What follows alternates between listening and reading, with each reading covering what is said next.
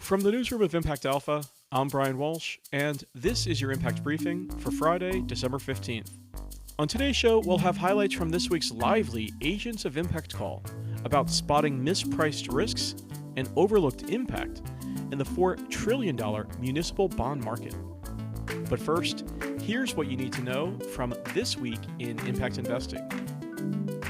The consensus text from the Global Climate Summit in Dubai was either a historic win or, shall we say, a cop-out.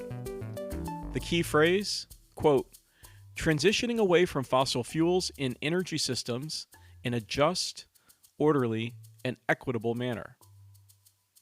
It was the first time a global agreement had even called out fossil fuels specifically, but the agreement fell short of the phase-out many nations had called for and left out obvious uses of oil, such as for fuel, plastics, and petrochemicals. But advocates of faster climate action are seizing the new narrative. Stefan Nicolaou of Full Cycle Partners told Impact Alpha, quote, this was a death knell for new infrastructure, new pipelines, new wells, new gas processes, all of it. Also for the first time, food was on the menu at COP. The UN released a roadmap for greening the global food system. From carbon-intensive livestock to soil-destructive monocropping, food is responsible for nearly 40% of greenhouse gas emissions. Yet mitigating the carbon footprint for agriculture, food, and forestry received just 3% of the total climate finance funding last year, only $43 billion out of $1.3 trillion overall. The UN Food and Agriculture Organization's roadmap outlines solutions like ramping up regenerative farming and bolstering sustainable aquaculture. Expect to see a surge in conversions of Canadian companies to employee ownership starting next year. New legislation in Canada creates a framework for employee ownership trusts. A capital gains tax break on the first $10 million of a sale could save departing business owners more than $2 million in taxes. 3 of every 4 Canadian small businesses are expected to have a change in ownership over the next decade. Across the pond, the UK has seen a surge in employee ownership conversions since the government introduced their version of employee ownership trusts back in 2014. Omidyar Network India is shutting its doors. The venture capital firm is ceasing new investments and will close its operations by the end of 2024. The firm was an early mover and impact ecosystem builder in India when the Omidyar Group launched it more than a decade ago. Omidyar Network India was spun off of the Omidyar Group as an independent entity several years ago. And finally, podcast regular Imogen Rose Smith was back this week with another institutional impact column, challenging the reaction to Jeffrey Ubben's shutdown of Inclusive Capital Partners. The Activest fund manager was hailed as a convert to sustainable finance when he launched Inclusive Capital 3 years ago. The shutdown was taken as a sign of a pullback in the industry. But not so fast, says Imogen, calling Ubben's exit more of a signal of the dominance of the sometimes fickle, rich, white males in finance and less about the fate of sustainable investing, she says. For its part, Inclusive Capital Partners, with $2.6 billion in assets, told investors that its approach, quote, hasn't been rewarded in the public markets. Click on the link in the show notes for Imogen's full take.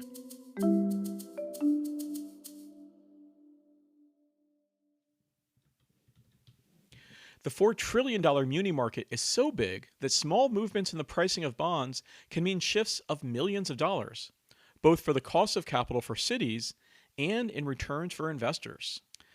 Rampant misperceptions and mispricing of demographic risk in the muni bond market means that investors can put capital into underinvested communities and get paid for doing so. Homero Radway of investment research firm Activest framed up the opportunity. Because the impact and the alpha together is a place that we can step into with good hearts, right? A place where we can feel good about what we're doing. But in this situation, we're also getting paid for it, right? We're getting paid to own Howard University 175 basis points wide of Harvard, right? And so those are the cases where we can start to really think about how do we look at communities and how do we evaluate them with a clearer lens to understand I would say the arbitrage opportunity in being more equitable and having an impactful strategy. Directing investment to such issuers can reduce such premiums and over time lower the cost of capital for majority black cities and historically black colleges and universities. And Great. so we expect those to collapse over time as investors, as you make people aware, as we all work to make people aware. I think people will start to compress those spreads. And I think it'd be better for the total system, right, to have proper, better lending environment for all communities so we could build more, right? We could have clean water systems that are connected, healthcare systems that are connected, and everyone can have that access to capital. So how can investors better spot opportunities for impact? Schools are a great example, said Paul Herman of ESG advisor HIP Investor. Well, one exciting example is Val Verde School District in Southern California. This is a school district where 80% of the kids are from low income. They have free and reduced lunches for 4 out of 5 kids. Most of them English is a second language. And yet the results are stunning. So whereas in California State, 85% graduate college, at Val Verde, 93% do. And so that's a big differential, especially in a low income area that typically are associated with a lower credit rating. HIP provides impact ratings for bond issuers like school districts that highlight their ability to produce such outcomes. Fund managers and investment managers can use these impact ratings to discover these hidden opportunities of high impact, despite maybe not having the highest credit rating, but maybe having a lower credit rating. Roughly 1 in 10 bonds coming into the market now have a social, sustainability, or other ESG label. According to Monica Reid of the sustainability analytics firm Kestrel, many more bonds could qualify for such labels. Labeling is just like a big signal that there's some impact to be found here. But really, what impact investors are interested in is the impact, regardless of the label, right? You should be interested in the impact. Matt Posner of research firm Court Street Group says even more transparency is needed to get capital flowing. When you would assume, like, well, sure, that's a price, it's not rated correctly, the numbers look great, or what have you. Money will not flow there in the same way that you would see in other efficient marketplaces because of that information gap. We as ratings providers, labelers, investors, we can scream and shout all we want, we can pay, but until the actual governments themselves, the communities are embracing change and understanding how they can do it through the municipal bond market and through data, I don't really think we're going to close that gap in a meaningful way. And once again, activist Homero Radway wrapped up the session with a call to action.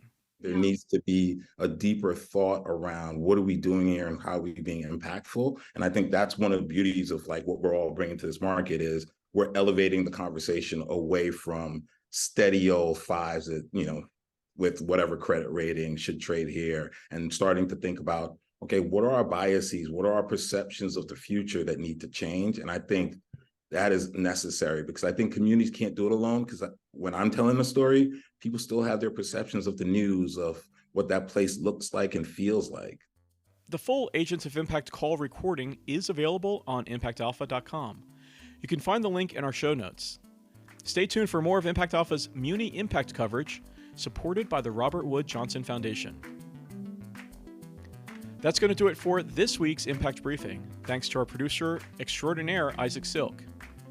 Be sure to sign up for Impact Alpha Open, our free weekly newsletter, directly at impactalpha.com, or become a subscriber to get full access to our award-winning daily coverage in impact investing and sustainable finance.